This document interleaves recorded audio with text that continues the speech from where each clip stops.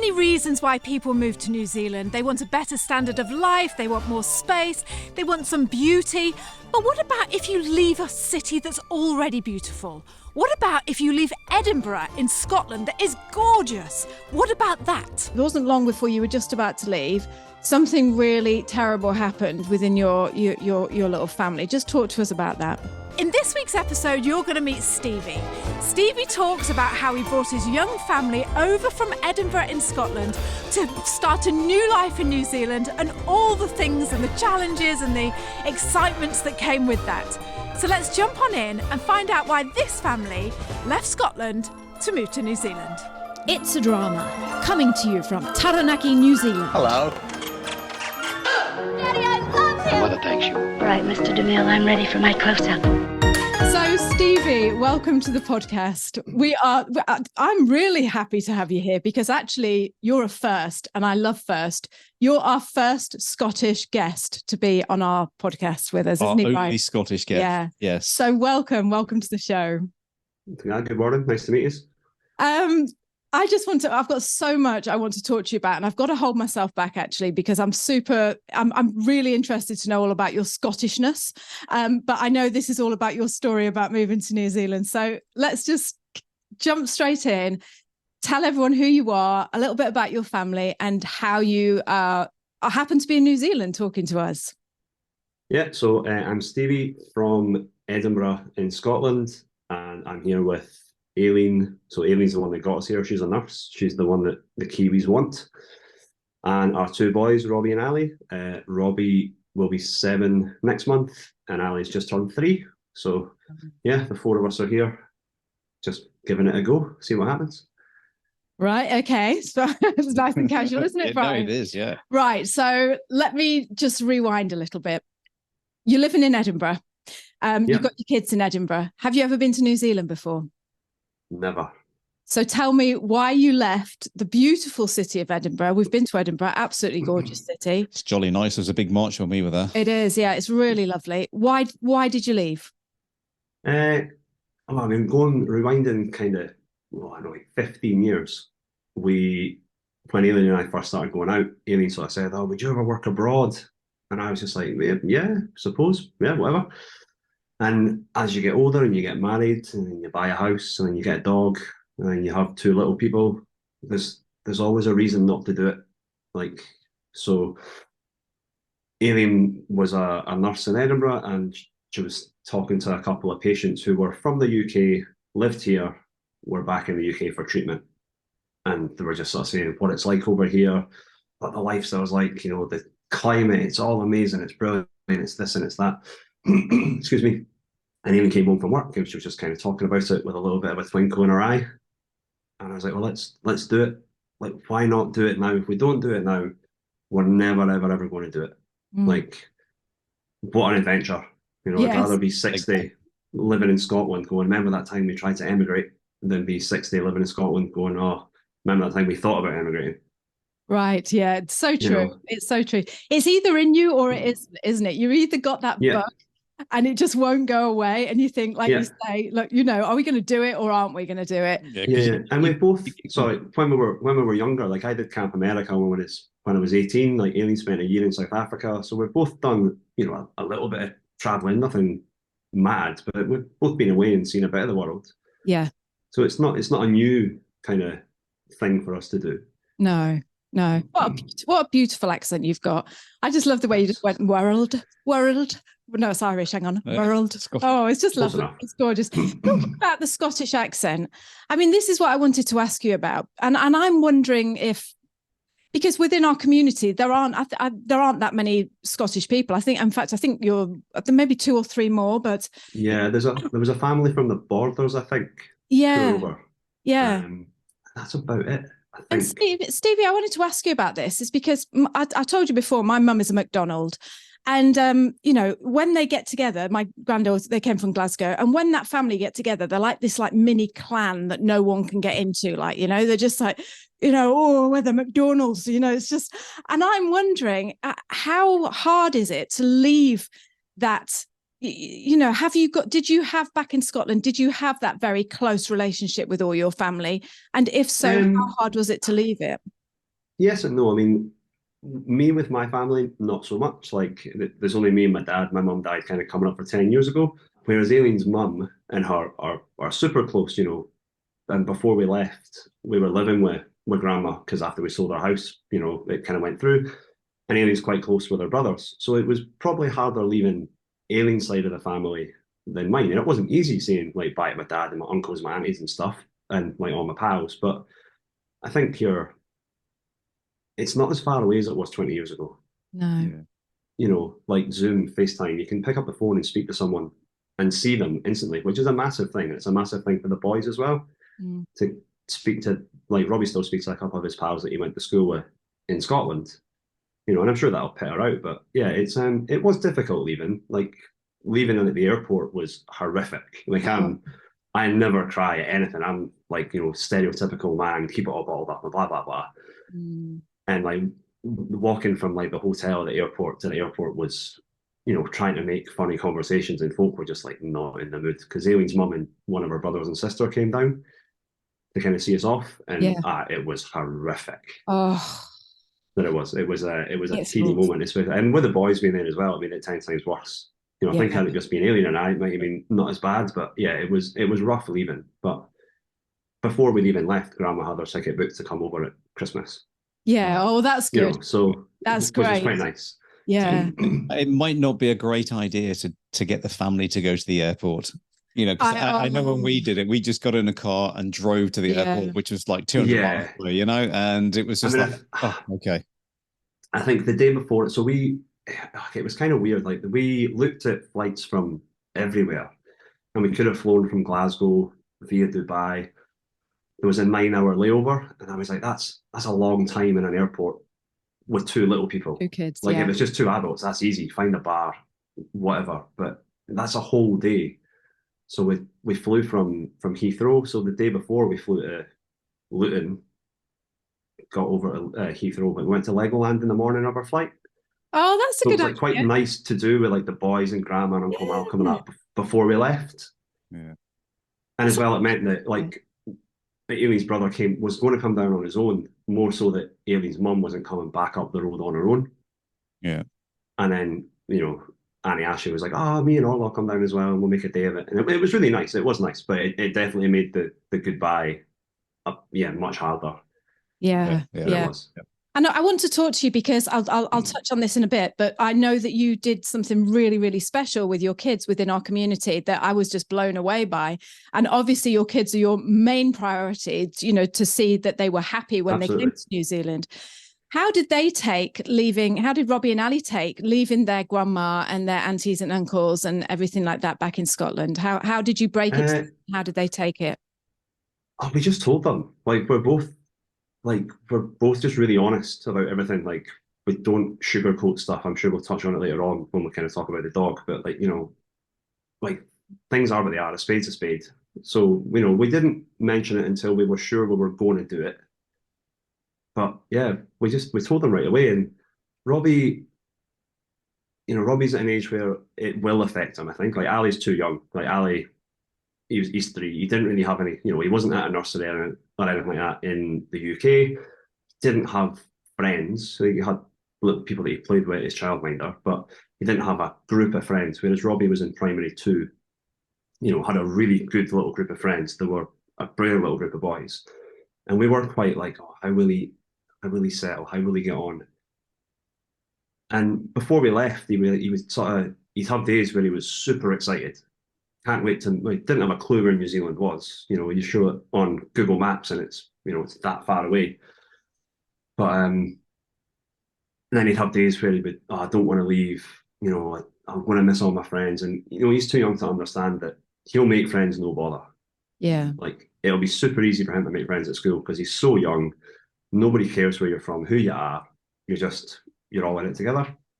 And that's been the case since he's been here. He's settled really, really well, like, which is great. Because we were a little bit worried about him because he sometimes doesn't like change and can be really shy and retiring in new situations. And you go into a classroom with 30 kids that all know each other. That's daunting. Like, as an adult, that's a horrible thing to go and do. Yeah. You know, but he's totally taking it in his stride and he's doing really well. Oh, that's fantastic. It's really And again, nice to see.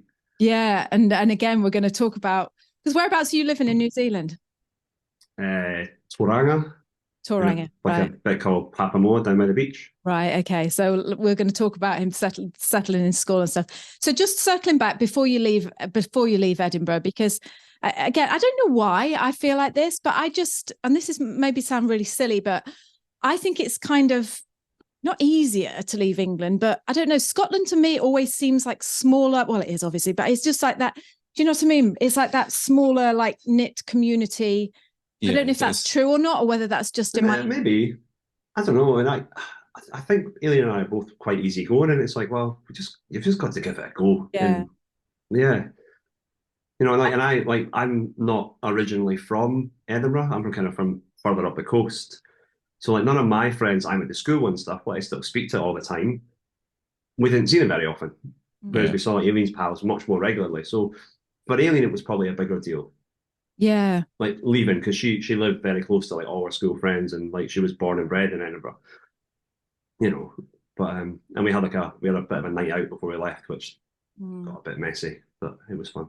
Did it? Do you want to talk about that? No, I'd be coming to sleep on your sofa if I tell a story like that. It's always the way, though, isn't it? I tend to think that it's always the woman leaving her mum and her sisters and her family. I think so. Like not to stereotype it, but I think that is quite true. I think women probably do find it more difficult to leave those kind of family communities certainly than guys do. Because not deliberately trying to be like, Mr. Big Shot or don't care about anything. Like it's just it definitely seems easier for a guy to leave like situations like that than a woman. Yeah, for sure. I didn't as much as I miss my mum and dad and everything when we first came over here. It's just not the same way that you missed your mum. No, and I don't know what that. Yeah, I would agree. So I would totally agree. Yeah. And before, I promise we'll leave Edinburgh in a minute, but so Aileen's mum, was she okay about what? Did she take it badly? Was it really hard when you told her that you were leaving? It was her that really made us do it. So we, when we sort of said, right, let's go for it, the biggest kind of thing holding us back was going to be leaving grandma. So Aileen kind of went and spoke to her, this is what we're thinking about doing, but we're quite worried about, leaving you, although we've got Malcolm and Kyle who are still here, blah blah blah blah blah. And she was just like, don't be bloody stupid. Like, don't stay here because of me. Like she was like, I'm on my own, I don't work. I can come over anytime. Oh, great. Like I've got nothing to like keep me here forever. So she's coming over in January for a month. Wow. And then she'll probably come back, in the winter. Yeah. But then that was it. We were like, what, if grandma said it's okay, then we're like, let's do it. Yeah, we're off. See ya. Yeah, no, absolutely. Yeah. And do you know what? That's flipping brilliant to have that attitude, for a grandparent to have that attitude. Yeah, absolutely. And I've no doubt that she might not admit it, but she'll miss us a lot. She definitely misses the boys a lot, like, because she saw them so regularly. But like I say, like with things like FaceTime and Zoom, she can see them as often as she wants. Yeah. She can't give them a cuddle, which is really difficult, but she can speak to them, which is a big thing, which makes it much easier, I think. So Aileen's job, did she just get a job over here? Did she get a transfer and the visas all came through smoothly? Just talk to us about that for a minute. So I work in finance, so I'm not particularly wanting over here. Aileen's a nurse, and they're like gold dust, hen's teeth, whatever you want to say. So we started off using like an agency to help us get here, and they collated all the information for our visas. This is what you'll need, blah blah blah. But Aileen got the job herself. She just kind of went, when we first said we were moving, everyone knows somebody that lives here or has been here, or my auntie's grandma's cat's mum lives here, and blah blah blah. And we didn't have a clue where we were going to go. It was like, well, let's just north, south, no idea. So we kind of Googled New Zealand, where it's nice to live, and Bay of Plenty kept on coming up. And we'd heard a few folk talking about it. So it looks really nice. Temperature wise, it's it's not super hot, but it's fairly constant, and kind of ticked all the boxes. And she just went online, found I think the local hospital here's website and jobs page and applied for a job. And then got an interview. It was actually a guy from Glasgow that interviewed her. Oh, brilliant. Who lives here. He's like our boss, and was kind of offered a job then and there, like, while we were on the Zoom call, or while she was on the Zoom call rather. Oh. So yeah, like things like that, it kind of fell into place. Like once she was offered a job, you've then got to do all the paperwork about getting your nurse's registration over here.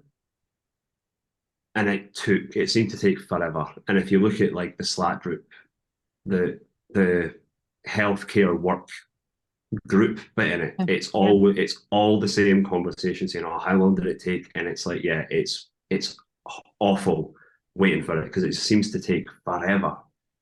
Yeah. And there's nothing you can really do to hurry them up. It just takes as long as it takes. And you submit all the information and you check the website every day to see if there's something come in, Well, that's what I did, certainly, because I got really impatient with it. Like I would have moved 6 months before we actually moved, if we could have. Yeah. It was like, we've made up our mind that we're going to do it. Let's get there as soon as possible. Because the whole thing took about a year for you, didn't it? Almost a year to the day, yeah. From the kind of conversation that Aileen had with that couple at her work to us getting off the plane was almost exactly a year. Which isn't bad. That's pretty quick. It's not long at all. Like it isn't a long time looking back now that we're here. But when you're going through it, yeah, like it seemed to take forever. But certainly I think once we got Aileen's nurse's registration through and we did the actual visa application, it was relatively quick. It went through really quickly, I thought. Yeah, because you're in limbo, aren't you? It's that time when you're told, and we don't want to buy anything new because it's like, oh no, we're not going to buy it because we don't know if we're going to be living here. And yeah, absolutely. No point in buying any more food because we'll just eat what's in the freezer because we're going to. It's just like. But that's a bit. It was even things like, we were selling our house. Like obviously we sold everything. We had to sell a house to fund it, and my bosses at my work were like, oh, why are you selling? And we're like, well, we can't see anything yet.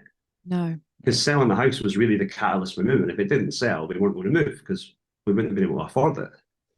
So even that, like, I found quite difficult. Like, you're lying to folk. Yeah. Yeah. Oh, we're looking for a new house, blah, blah, blah. It's like, no, we're not. And I like, when we did sell the house, I was like, right, do I tell my work? Because Aileen had to tell her work basically as soon as we were thinking about moving because her bosses had to write letters of reference for the Nurses' Council and stuff. Whereas I didn't say anything until we sold the house, and we sold the house at the start of this year. And I was like, oh, did I tell them yeah or no? Because they would be well within the rights to go, well, you've got 3 months notice. If you're leaving anyway, there you go. And that would have been a problem because I still needed to work. Yeah. And we didn't know how long it would be until we actually got our visas. So I kind of hummed and hawed, and I was like, I'm just going to tell them, just be honest. And if that's the attitude they take, then so be it. But my work were really, really supportive. They were like, oh, that's great. And it's like, and I sort of said to them, look, if you take this as my 6 month notice, my 3 month notice, then that's fine. That's not what I'm saying. I'm not leaving now. And as soon as we know things, I'll keep you updated, and I'll kind of, let you know as soon as I can when we are leaving. And they were great. Yeah, they were really good. Did it feel like a big relief? Really supportive. Told them? Yeah, it was a little bit. Because I was like, what? Because I think if you don't tell them, you're lying, and you'll forget what you've said. Exactly. And you end up lying about lying. You think, nah, let's not get ourselves caught up. Just tell the truth, be honest, and and like I say, they were totally fine. Yeah, I think which was a massive relief. If you're upfront with most people, they prefer that because then they can plan. Exactly. That's the thing as well. It's like you drop them in the shit, they're going to get a bit, you didn't tell us. Why didn't you tell us? If you knew 6 months ago, why didn't you tell us? Yeah, exactly. You do it for financial reasons, don't you? Yeah. Yeah, absolutely. We did that one time, didn't we, Brian, when you were selling your business, because we were going to go traveling around the world and we hadn't told Brian's business partner, and it was like, oh, why are you renting your house out? And we were like, oh God, and like you say, you get yourself all tied up. And in the end, you just start really panicking every time someone mentions anything. So you are just best telling the truth, aren't you? Yeah, absolutely. Just describe your house in Edinburgh that you sold. Nothing. An end terrace, And three-bedroom house. Nothing. Right. So we didn't live in Edinburgh. We lived just on the outskirts of Edinburgh, in a town called Bonnyrigg. But it was like a 20-minute drive into the centre of town. Right. But yeah, it was just like a new estate, standard end terrace 3-bedroom house. Right. Okay. Nothing fancy. No, got that in my not like a big Georgian Victorian townhouse that you're thinking of, like in the middle of town. Yeah, the middle of Edinburgh. It's next to the nothing like that. It's hard to know what to. I really love being able to picture where people have left and what they've come from, and just where they live and things. So just before, it takes a year for you to move from Edinburgh to New Zealand. Just about. Yeah. And just before you were just about to leave, or it wasn't long before you were just about to leave, something really terrible happened within your little family. Just talk to us about that. Yeah. So it must have been the start of April that Maggie was our dog, our Labrador. She kind of took not well, and she used to come. She'd come into my work almost every day, and she'd sit with my boss. She would never sit with me. She'd always been sitting with my boss, and at 10 o'clock and 2 o'clock, she got a biscuit, which is why she sat with him. And it was just one day, he was like, I don't think she's right. Some of this is not quite right. Well, I'm like, yeah, she's been off her food a little bit, blah, blah, blah. And we took her to the vet, and the vet was like, took some blood. And within 2 weeks, they were like, yeah, she's not long for this world. We're afraid there's not much we can do for her. I'm going to get her put down. Oh. It was, and we were planning on bringing her. She was, how old was she? 9. So she wasn't a young lad, but she wasn't old. She definitely wasn't old. And you had all the vaccinations? Yep, we'd not really started getting our booked onto flights and stuff, things like that yet. But yeah, all our kind of medical type things, which had our rabies checks and all the stuff that you need to do, it was all kind of getting done. And yeah. Yeah, so she was all set. She was definitely... absolutely. She was definitely coming on. She was definitely coming with us. That she was. Yeah. Did that throw a spanner in the works? As in, because I was thinking about that last night when I was thinking that would either, and I don't want to sound heartless, that would either make me think, oh, okay, this is going to be easier going forward now, because obviously we don't have to look for a rental with the dog. We don't have to worry about getting her over here with a pet company, because that's not cheap. Or did it make you, or did it make you feel like, oh, do you know what? I don't want to go. I just want to get another dog. I just want to stay in Edinburgh. This is just not meant to be. How did it make you feel when that happened? No, I don't think it definitely didn't make me feel like we didn't want to do it. And there probably was a little bit that went, you know what, it is going to be easier now, because, if you take the finance bit out of it, we budgeted for bringing her over. So money didn't really matter, not that we had loads of it, but it's like, well, we've bookmarked that little amount of money for her. Yeah. But it was like, we think now it will just mean that, things like getting a house, it's going to be much, much easier. Yeah. And, we obviously would much rather she was here. And we've already mentioned to our landlords, like, can we get a dog? Yeah. Because we really miss having a dog. Like, it's, and it's, we had Maggie way before the boys. And I think the boys miss her as well. The boys miss her being about and just kind of padding about the house and being a pain in the arse. But it didn't make us say that we don't want to do it. Right. And we kind of, even when we first took her to the vet, they were like, they sort of said, like, she's really ill. And we said, well, we're emigrating. And the vet kind of was like, maybe not with her. And we've kind of resigned ourselves that even if we are coming, she probably wasn't going to. Right. And then she just got really, really ill, really, really quick. And it was like, yeah, no, we need to take you to the vet and get you put down, unfortunately. Yeah. You had a good it was never a case of not doing it, that it wasn't. Yeah. Okay, right. Yeah, I was just wondering that, because no, it's sad, because it's inevitable, isn't it, with dogs? It's absolutely. From 8 years on, it is like a bit of a hand grenade, isn't it, type thing. It's just, absolutely. And the last year, really, like, And she'd never, she'd never ever been out ever. Like, I think we had her at the vet once when she was a puppy, because she ate a glass, as puppies do. But other than that, apart from going to get her vaccinations at the vet, she's never had any health problems whatsoever. No. And then I want to talk to you about your rental, because I know you just mentioned that you asked your landlord if you could have a dog, and I want to talk to you about your rental, about how easy it was for a family of 4 to get a rental when they came over to New Zealand. But first, something that really, really struck me as admirable about you, Stevie, was when you're part of our community, you're in the Slack group, and you initiated this meetup between kids to meet other kids within the group. And I know Katie B jumped on there, and I'm not sure how many. Just talk to me about that. How did that look when you did that? Well, that was just when we first told Robbie that we were going to do it, and he was super reluctant because he was like, "Oh, wait a minute, I'm not going to know anyone over there," and we could tell him 1,000 times, but there's lots of folk like you that have done it. You're not even going to be the only person in your class that's probably done it. Yeah. I was like, you know what? There's like a little kids channel on that Slack group. I was like, I wonder if we could organize a Zoom. And I can't remember if I asked you guys if I could do it or if I just did it. Yeah, I can't remember. Yeah. You just. I think I set it up for you, and I forgot it all went wrong. Yeah. I think I put the waiting room on, whatever it was, and it shouldn't be there. But it was just like, I just thought, you know what?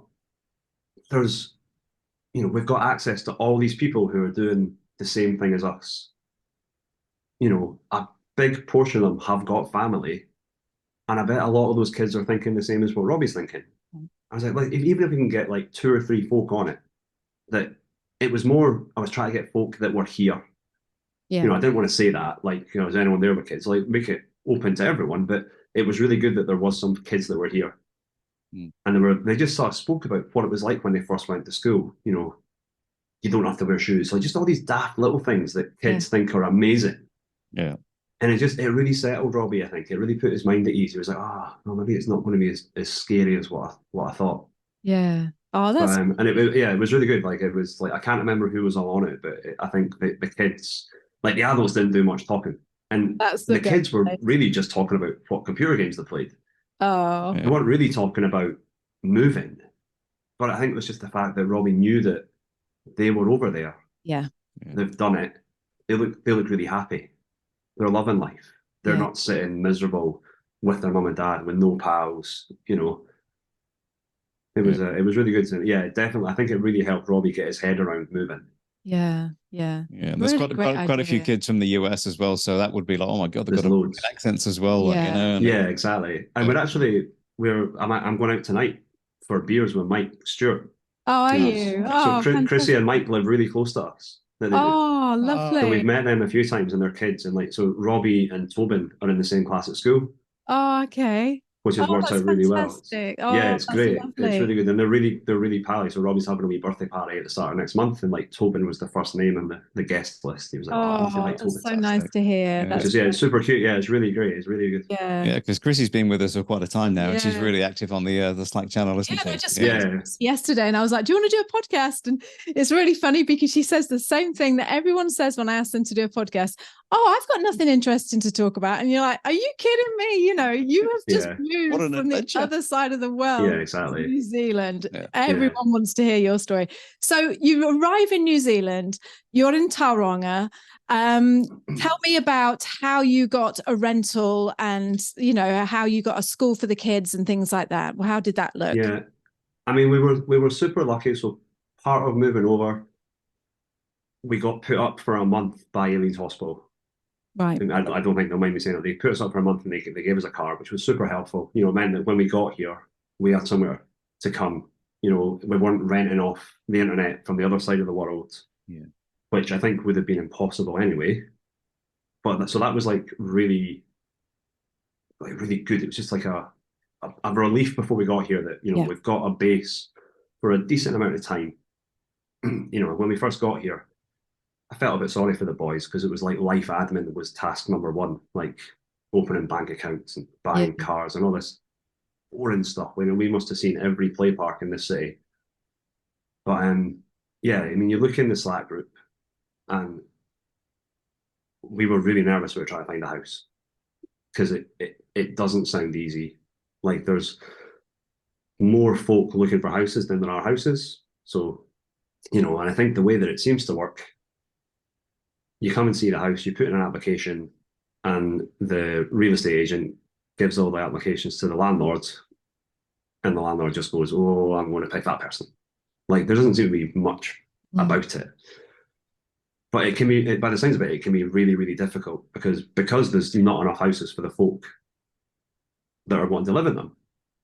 So we saw a few. We maybe saw 6 or 7 houses. Didn't apply for them all, but just because for whatever reason. But there was 2 that we saw that were like, yeah, they'd be all right. One of them was getting rented through an agent, and the one that we're in, it's the couple that own it are renting it themselves. We were just speaking away to them, blah blah blah blah blah. It's really nice, and yeah, we got offered the 2 that we wanted. It was like, oh, that was quite easy. I don't know what all the fuss is about, and I don't think for a second that we're the greatest tenants. We don't, we sold our house in the UK, so we've got no references for renting, anything like that. But yeah, it was relatively straightforward. And we were like, we want to stay here for as long as we can, give us a year lease, a 2-year lease, whatever it is, we'll sign it. And then we kind of speaking to them, I think they must own like 10 houses over here. And I was saying to Alien the other night, it's like, it's probably worth, like, once we're allowed to buy a house, a conversation with them. It's like, if we do settle here and the boys are settled in the schools, can we buy this place? Because they're going to sell it eventually for their retirement, and they're not old people that own it, but they're probably not far off retiring. So I think we've not had that conversation yet, but it's like, why? Because it's a great house. It's only 6 months old. It's brand new. Yeah. And the thing is there's no capital gains on houses in New Zealand, which is crazy. You don't have to live in it. Like I know back in the UK, you had to live in the house not to get capital gains on it. So it's it's a good investment buying houses. Kind of bad for people who want to buy houses themselves. Like you got someone who owns 10 houses. It's like kind of not for through, but hey, exactly. Good investment. Buy it though. Yeah, but that's the thing, isn't it? Yeah. Well, if I win the lottery, maybe. What did they say when you asked if you could have a dog? So really randomly, they just lost their dog as well. Right. And we were sort of saying, oh, we've just lost our dog. We really miss her, blah, blah, blah. And they were like, I'm not sure, like maybe a small dog. So we've planted the seed. Yeah. And we can't get a dog yet because we're not settled enough into life. We don't have a proper routine sorted yet. Right. So getting a dog now would be really, really irresponsible because it would, but it's definitely something that I know that Alien was looking at, before we left the UK, and I've been looking over here as well at, what kind of dogs there are kicking about and what we need to do to get them. So hopefully they'll let us have one. Yeah. Because we definitely miss a dog. Like we're definitely a dog family. Talking about your visa, to get here, what actually have you got? So with Amy being a nurse, we were on like the green list straight to residency. So we're here for forever, hopefully. Yes. So you got permanent. There's no time limits on that at all, which is great. That's fantastic. Brilliant. We kind of hummed and hawed about which one to get. So just because you're on that green list, you don't have to take that visa, right? Because it's more expensive than the working one. Yep. But not much. It's maybe like an extra 1,500 quid. Yeah. When you £1,500 a lot of money. I'm not saying that it's it's not to be laughed at, but you think, well, if you're going to stay forever anyway, you're going to have to pay it at some point. Yeah. So if you do it now, it maybe just gives you a bit more comfort, and it makes it easier for, I don't know. It seemed like the right thing for us to do. Yeah. And the clock's ticking from day one that you arrive in New Zealand, isn't it? Yeah, exactly. It's like if you want to go to citizenship or whatever it is, it's one day closer every time, isn't it? Exactly. How long have you been? We got here on the 20th of July, so 20th of 7 July. weeks. 7 weeks. Are you feeling settled? Are you feeling any homesickness, or how are you feeling? No, I don't feel homesick at all. Like no? I kind of FaceTime folk when I'm driving to work and like have a chat to folk because that kind of the times kind of work. Yeah. But we're getting there. Definitely getting there. I started the job kind of 2 weeks ago, but I was the kind of the last person to get that with, let's make sure that the boys get into school and they get settled first, and then, I can get a job. We're fortunate that we had a little bit of money in the bank, not loads, and definitely not loads anymore.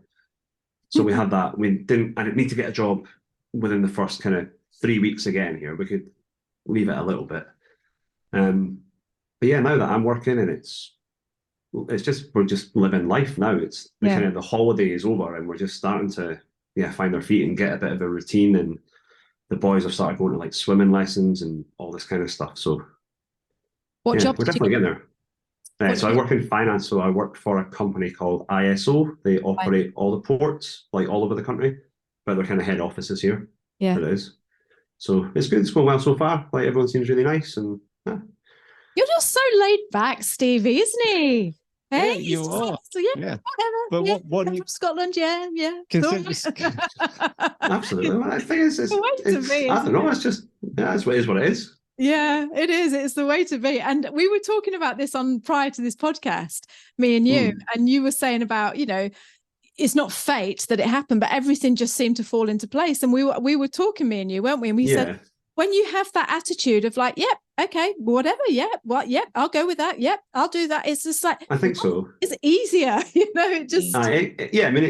Moving here hasn't, it's not been easy. Like, no. I don't want folk to think for a second that it has, but I think, you've got to just, certainly with like, in the medical bit, you've got to take a step back and you can't think that it's going to happen tomorrow. It's going to take time. Like, and that was difficult for me. I found that really difficult because I was like, I just want to be there. Like, we've decided we're doing it. Let's just go. And like, even once we had all our paperwork, Ailey and I weren't arguing, but we were debating when we should leave. Yeah. And I was like, well, let's just leave as soon as we can. And then Aileen talked sense. She was like, well, maybe Robbie should finish primary 2 because that's like a natural progression. I was like, oh, okay, that's fair enough. And then she put like a night out in our shared diary. And I was like, oh, I thought we'd be away by then. Like just things like that. And I was like, oh, because I think the longer you leave it, the more reason there is to stay, or there's more likelihood of something happening that's going to make you stay. Like once you can go, just get there. Yeah. I'm on Aileen's side because honestly, that's what I would have been like. No, I'm on your side. Yeah. Definitely. No, I'm on Aileen's side because I would have wanted to just prolong it a little bit. Like, oh no, let's just stay for my mum's birthday. And oh no, let's do that, Well, that's it. There's always something that you can do. Like there'll always be something next week. Of course. And you need to draw a line somewhere. You just need to, we just need to go and get there and start living our life over here. Yeah. Bang in the middle of winter for you. You know what? It is, but I mean, it's hardly like winter, is it? Like I don't think I've worn trousers once. Yeah. Yeah. Just to kill. It's great. That's on a boat. That's on its way. It is. I don't know why I brought it with me because I don't know when I'm going to wear it. But you're a steward, so you're going to be wearing a kilt. Exactly. What would you say was the hardest part of moving over to New Zealand? Oh, I don't know. It costs a lot. Right.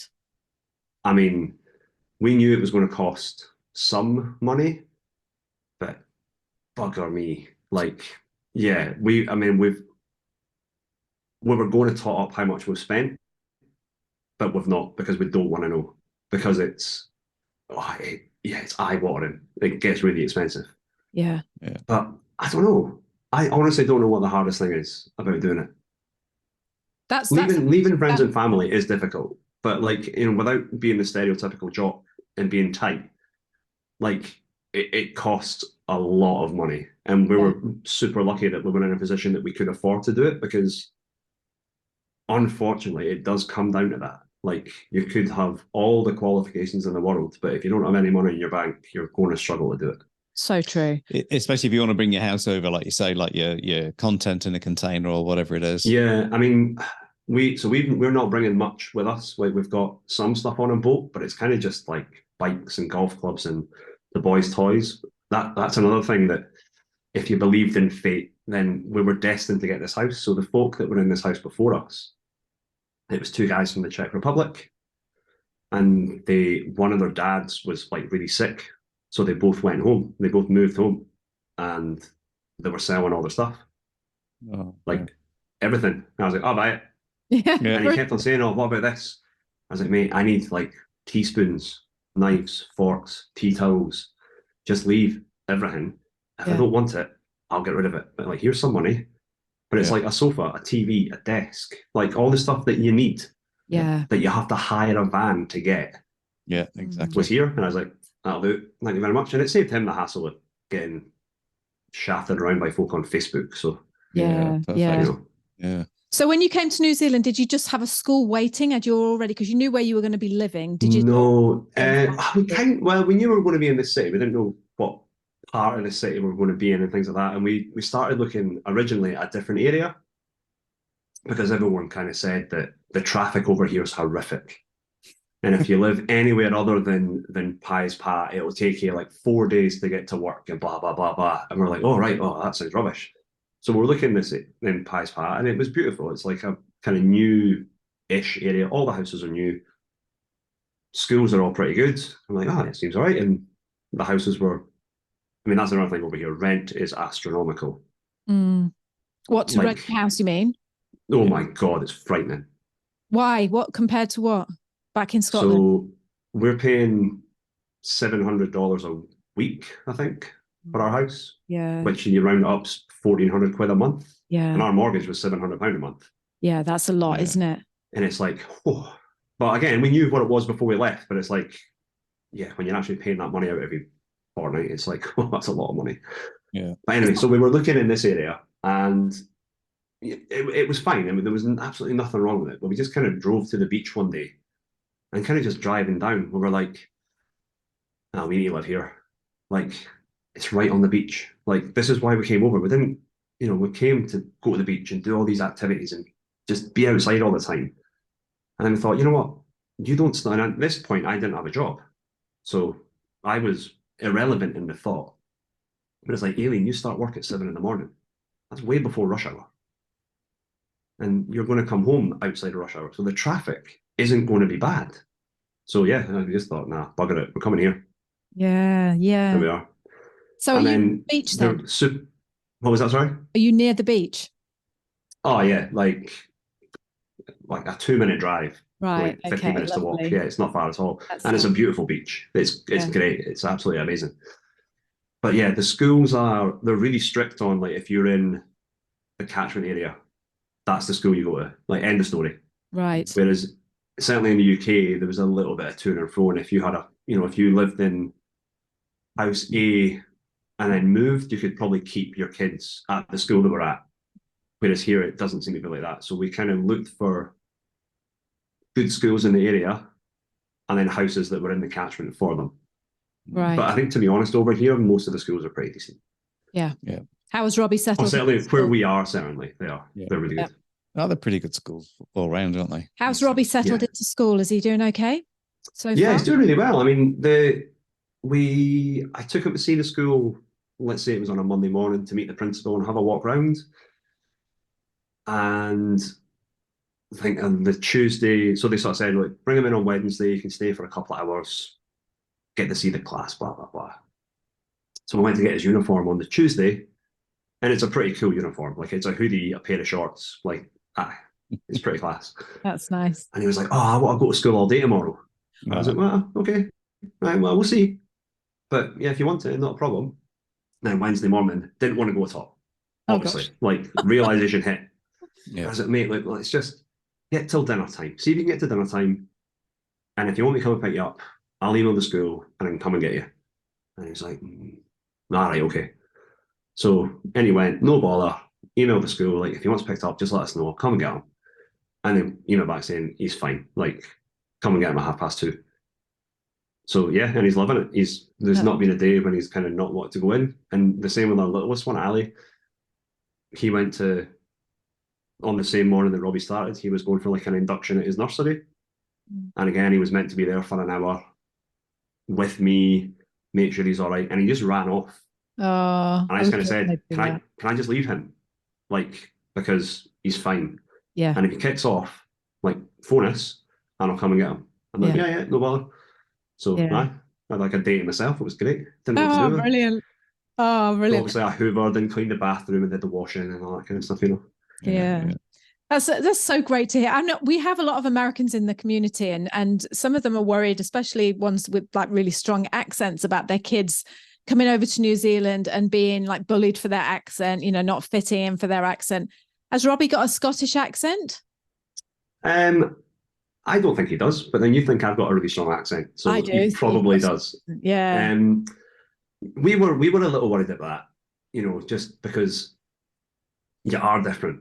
Yeah. You know, and some kids are little shits. Yeah. You know, some kids will find something, you know, whether it's your skin color or your race or your voice or whatever it is, and they'll hone in on it and they'll make your life hell. And that'll happen all over the world. That's not just something that'll happen in Scotland. So I don't know if we were worried, but it was certainly, it was a concern that was there, and we were like, you know, it could be an issue. But he's never said that anyone said that to him. And like when you drop him off at the school, there's all different accents from like everywhere. Like, right. Yeah, it's mad. Yeah. Like Britain, America, like there's a couple across the road that are from Manchester. Like there's an Indian family live across the road whose son's in Robbie's class. Like there's folk from all over the world. And it's like they don't care. The kids couldn't give a monkeys where you're from. I think it's the adults that worry more about stuff like this. I think, yeah, absolutely. It definitely is. Yeah. Yeah. But yeah, they've both settled in really well. And like Ali, I think Ali's got a couple of wee pals at nursery as well, which is quite cute. And yeah, he's getting on. Everyone's getting on really well. And Aileen's happy? It's getting there. Yeah, I think so. She worked in a clinic back in Edinburgh. I always say back home. I'm trying to stop saying back home because you've only been here 7 weeks, so don't worry about it. And it's like, long, but it's for like the boys as well, because we say back home to the boys. Well, when are we going back? How long are we here for? Like, you know, So Aileen worked in a clinic back in Edinburgh, which was, you know, Monday to Friday, 8 to 4, no shift work, which was perfect. Yeah. Whereas now she's back to doing shifts. Right. Which is a shock to the system because she's not done it for so long. But she's definitely getting there. She's enjoying it, I think. I think it's a good introduction to the country and just to see what it's like and get to see lots of different people and lots of different ailments as well. Yeah. So I was just going to say, so you've been here for 7 weeks and you just said the country. So what do you think of New Zealand? Class. I love it. Yeah. And we arrived here in the middle of winter, and I think it was like 15, 16 degrees every day. So that's like wearing shorts weather. Yeah. You know, you walk around the town and all the locals are wrapped up with their hats and jumpers, and I'm like, am I missing something here? Or do I just look like a tourist? But like everyone's been super friendly. Like nothing's a bother to anybody. Like, yeah, it's great. And we've not done too much exploring. We've been around this area a little bit and stuff, and it's beautiful. Like driving, so we flew into Auckland, obviously. And the drive down, it was like, stop looking at all the pretty scenery and concentrate on the roads because we need to get to the city. But yeah, it's great. Is it? Sorry, Bob. But have you visited anywhere outside of Tauranga? No, not yet. No, we've just been trying to get into a bit of a routine here first before we kind of plan any little trips. Like we've been up to Rotorua and stuff, but that's like an hour away. It's not far. Yeah. But we've not ventured much further than that. But yeah, we need to. We can't. When Aileen's mum comes over, I think she arrives here on Hogmanay for the first. I can't remember. The Foo Fighters are playing down in Wellington, so I think we're all going to go down there, and Grandma's going to have the boys for a couple of days, and we're going to go get drunk. Nice. Wow. Yeah, sounds good. That's nice. I think you're just going to fit in absolutely perfectly in New Zealand because fingers crossed. Yeah, I really do, Steve, because your attitude is great. You know, you've just got this real, bring it on sort of attitude, which is typical Kiwi, isn't it? You know, it's just that make it work.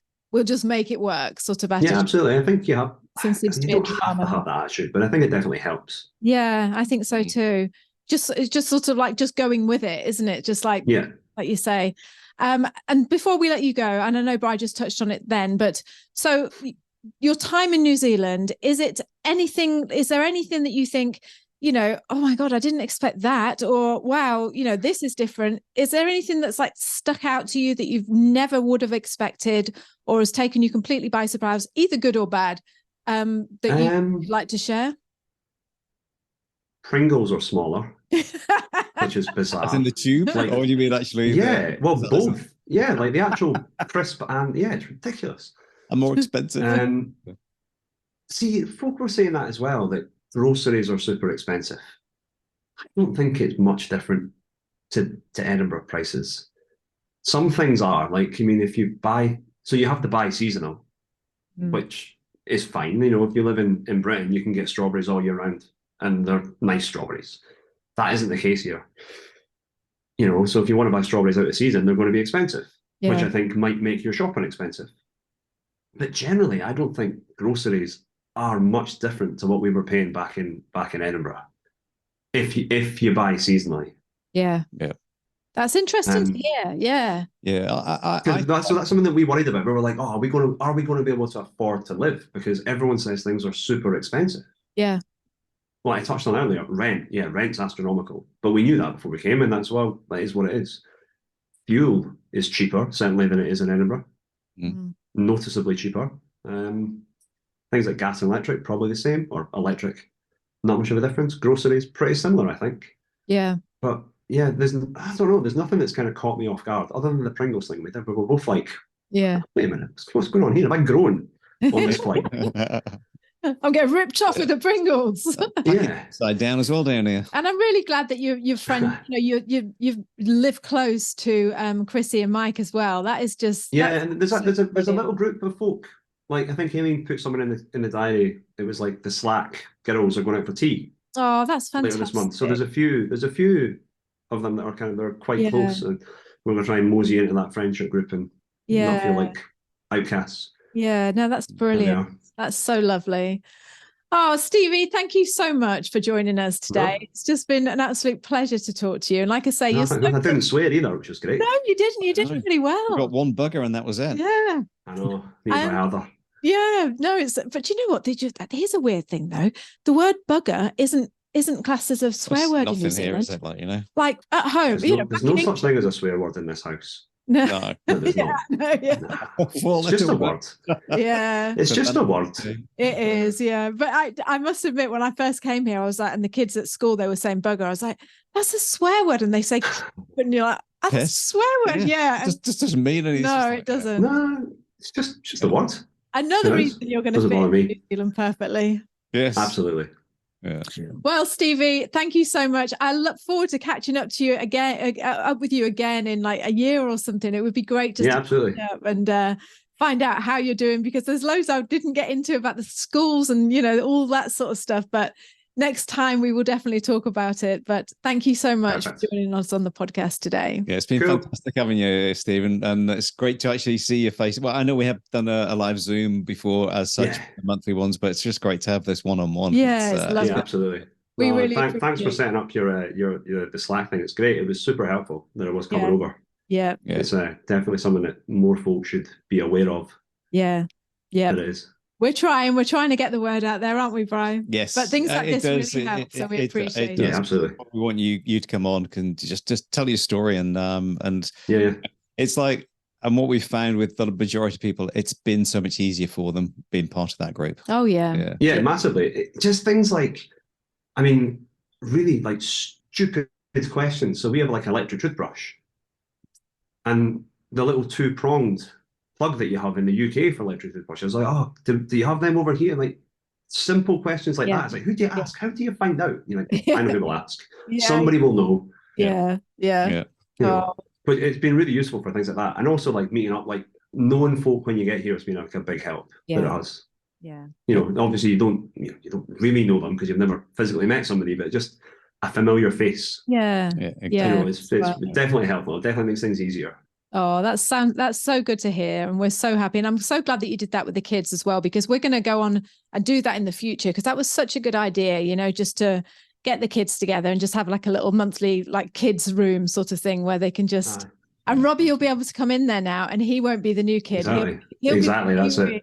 Yeah. That'll be saying, no, we know what it's like. Yeah.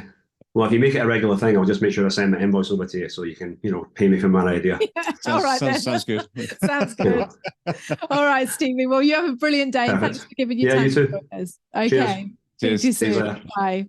Imagine this. You're a young family who live in the UK and you want to move to New Zealand. But there's just one problem. You've never, ever been to the country. And there's another problem. It's thousands and thousands of miles away at the other end of the earth. So what do you do? I'm not kind of completely blinkered about New Zealand. And like I say, I don't expect it to be utopia and to be perfect, because nowhere is. every single place has got its problems and its issues. In this week's show, you're going to meet Nikki. Nikki moved to New Zealand from England with her family, having never been to this country before in her life. Let's jump on in and find out if New Zealand turned out to be the utopia that she thought it would be.